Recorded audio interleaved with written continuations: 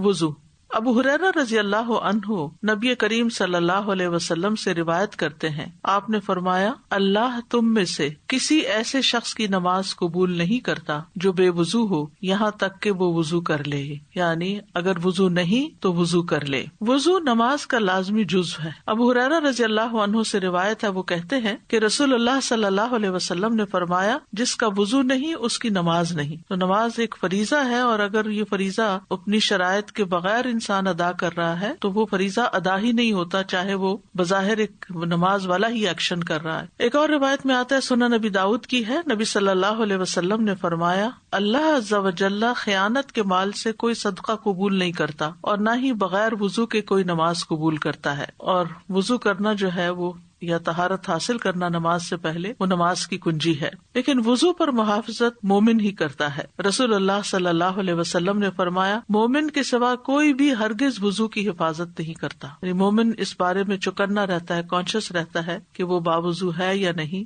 کیونکہ اس کی عبادت اور خاص طور پر نماز جو ہے وہ وضو سے متعلق ہے، کہ اگر وضو نہیں تو نماز بھی نہیں۔ اسی طرح وضو کرنا اسلام کا ایک حصہ ہے، اسلام کا ایک شعار ہے، ایک پہچان ہے۔ ابن عمر اپنے والد رضی اللہ عنہما سے روایت کرتے ہیں، اور وہ نبی صلی اللہ علیہ وسلم سے جبریل علیہ السلام کے سوال کے بارے میں دریافت کرتے ہیں جو انہوں نے اسلام کے بارے میں کیا تھا۔ تو آپ نے فرمایا، اسلام یہ ہے کہ تم اس بات کی گواہی دو کہ اللہ کے سوا کوئی معبود نہیں، اور بلا شبہ محمد صلی اللہ علیہ وسلم اللہ کے رسول ہیں، اور یہ کہ تم نماز قائم کرو، زکوٰۃ ادا کرو، حج کرو، عمرہ کرو، اور غسل جنابت کرو، اور مکمل وضو کرو، اور تم رمضان کے روزے رکھو۔ تو یہ سب کچھ اسلام کا حصہ ہے، جس میں نماز، زکوٰۃ، حج، عمرہ، غسل جنابت اور مکمل وضو اور رمضان کے روزے۔ تو ایک مسلمان جو ہے وہ اپنی ظاہری اور باطنی طہارت کے لیے یہ تمام چیزیں کرتا ہے۔ اس میں باقی چیزیں تو انسان کی باطنی طہارت کا کام دیتی ہیں، جیسے نماز کا پڑھنا ہے یا زکوٰۃ کا ادا کرنا ہے، لیکن غسل جنابت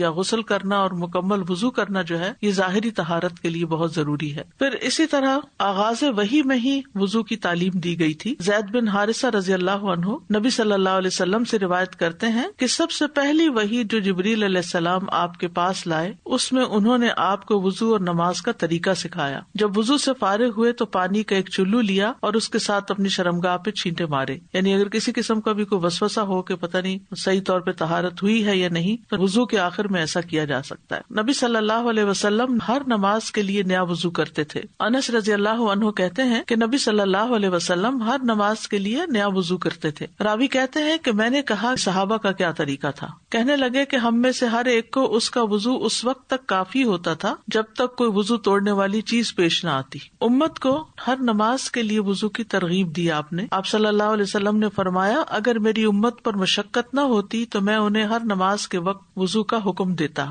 اور ہر وضو کے ساتھ مسواک کا حکم دیتا۔ تو اس سے یہ پتہ چلتا ہے کہ افضل یہی ہے کہ انسان ہر نماز کے ساتھ نیا وضو کرے، لیکن یہ کہ اگر مشقت ہوتی ہے اس میں تو پھر اگر پہلے سے وضو موجود ہے اور وضو ٹوٹا نہیں تو انسان اسی وضو کے ساتھ نماز ادا کر سکتا ہے۔ پھر اسی طرح یہ ہے کہ وضو کامل ہونا چاہیے اور پورے اہتمام کے ساتھ سارے جسم کے اعضاء کو مل مل کے دھونا چاہیے، جن کو وضو میں دھونا ضروری ہوتا ہے۔ رفاع بن رافع رضی اللہ عنہ سے روایت ہے کہ وہ نبی صلی اللہ علیہ وسلم کے پاس بیٹھے ہوئے تھے۔ آپ نے فرمایا، کسی کی نماز اس وقت تک مکمل نہیں ہوتی جب تک وہ اپنا وضو اس طرح کامل طور پر نہ کرے جس طرح اسے اللہ تعالیٰ نے حکم دیا ہے، یعنی اپنا چہرہ دھوئے اور کوہنیوں تک اپنے دونوں بازو دھوئے، اپنے سر کا مسح کرے اور ٹخنوں تک اپنے پاؤں دھوئے۔ تو یہ وضو کے فرائض ہیں، کیونکہ ان میں سے اگر کوئی چیز چھوٹ جائے تو وضو نہیں ہوتا۔ نبی صلی اللہ علیہ وسلم نے کامل وضو نہ کرنے والے کو دوبارہ وضو کرنے کا حکم دیا تھا۔ انس بن مالک کہتے ہیں کہ ایک شخص نبی صلی اللہ علیہ وسلم کے پاس وضو کر کے آیا اور اس نے اپنے پاؤں پر ناخن بھر جگہ خشک چھوڑ دی تھی، تو رسول اللہ صلی اللہ علیہ وسلم نے اسے فرمایا، واپس جاؤ اور اچھی طرح اپنا وضو کرو، یعنی صرف تھوڑی سی جگہ بھی اگر اس کی خشک رہ گئی تو آپ نے اس کو دوبارہ وضو کرنے کا حکم دیا، خواہ کوئی مرد ہو یا عورت ہو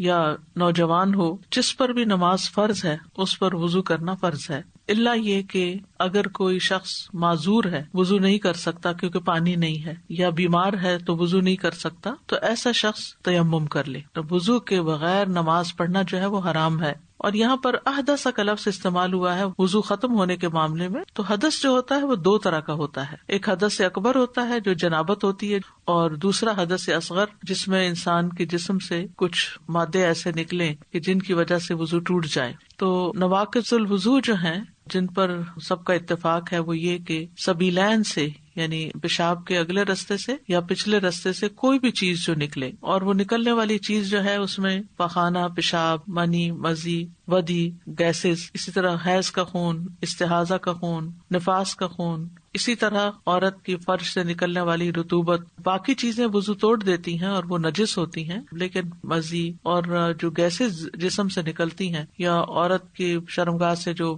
رطوبت نکلتی ہے یہ ناپاک نہیں ہوتی، یعنی اس سے جسم ناپاک نہیں ہوتا، لیکن وضو ٹوٹ جاتا ہے. انسان اگر سو جائے تو اس کا وضو ٹوٹ جاتا ہے. اگر اس پر کوئی بے ہوشی طاری ہو جائے یا وہ نشے میں آ جائے کسی وجہ سے، جیسے بعض اوقات آپریشن وغیرہ کے لیے انیستھیزیا دیا جاتا ہے جس کی وجہ سے عقل چلی جاتی ہے، انسان گہری نیند سو جاتا ہے، تو اس صورت میں بھی وضو نہیں رہتا. اسی طرح شرمگاہ کو ہاتھ لگانے سے وضو ٹوٹ جاتا ہے، لیکن اگر عورت اپنے بچے کو دھو رہی ہے، اس کو صاف کر رہی ہے تو اس کا وضو نہیں ٹوٹے گا. اسی طرح اونٹ کا گوشت کھانے سے بھی وضو نہیں رہتا.